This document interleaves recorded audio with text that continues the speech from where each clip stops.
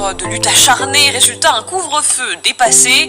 Mais les 5000 spectateurs présents dans les tribunes ont été exceptionnellement autorisés à la toute dernière minute de rester jusqu'à la fin de la rencontre. Ils étaient soulagés et ils l'ont fait savoir. Regardez.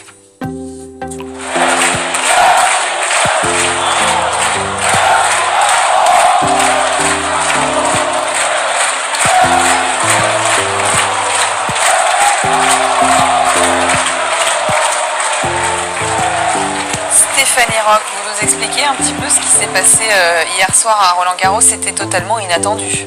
Ce qui était inattendu, c'est la durée du match. L'organisation n'avait jamais pensé que deux joueurs à 35 ans bien tassés, Djokovic et Nadal, pouvaient rester 4h15 sur le court. C'est ce qui s'est passé avec cette rencontre. Alors forcément, dans ces conditions, impossible de respecter l'horaire du couvre-feu fixé à 23h. Devant l'intensité de la rencontre, les autorités ont décidé de faire une exception en permettant aux spectateurs de Roland-Garros de rester jusqu'au bout. Le speaker a donc annoncé la décision dans les travées du central. Sur le coup, bronca du public persuadé qu'on va leur demander de quitter la porte d'Auteuil, comme c'est le cas depuis le début de la quinzaine. Mais non, surprise, le speaker annonce que le match ira à son terme en présence du public. Gilles Moreton, le patron du tennis français, s'en est bien sûr félicité au micro de France Télévisions. Apparemment, vous allez pouvoir nous le confirmer.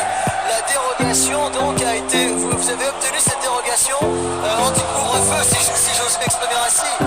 Oui, absolument. Je voudrais remercier l'Élysée, Matignon, de nous permettre d'aller au bout de ce suspense incroyable, de ce match de légende sur le central de Roland-Garros. Donc on a obtenu l'autorisation et je remercie vraiment l'Élysée, Matignon, le gouvernement pour le plaisir qui est procuré aujourd'hui. Je pense à des millions de gens, de spectateurs ici au stade Roland-Garros, mais aussi à ceux qui sont devant leur télévision. Alors vous êtes très heureux, Gilles, il y a de quoi. Il était bien sûr ravi, comme l'ensemble des spectateurs présents hier soir.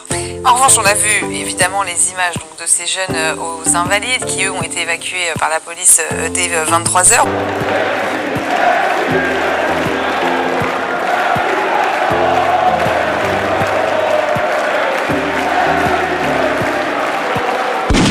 S'applique partout, uniformément, sur tout le territoire. Il n'y a pas de raison qu'il y ait des privilégiés. Il y a un couvre-feu à 23h. Il faut dire aux flics, vous faites appliquer la loi, quoi qu'il en coûte, et puis terminé. Sinon, la République n'a plus de crédibilité. C'est ce qui se passe d'ailleurs partout. Non, mais en matière de maintien de la République, on ne peut pas dire quoi qu'il en coûte.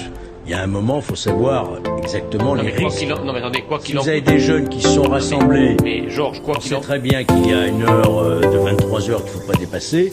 Il y a aussi une appréciation de la situation. Mais quand je dis quoi qu'il en coûte, je fais confiance aux policiers qui sont quand même formés, qui font preuve de discernement. Quoi qu'il en coûte, c'est-à-dire qu'il faut faire appliquer la loi.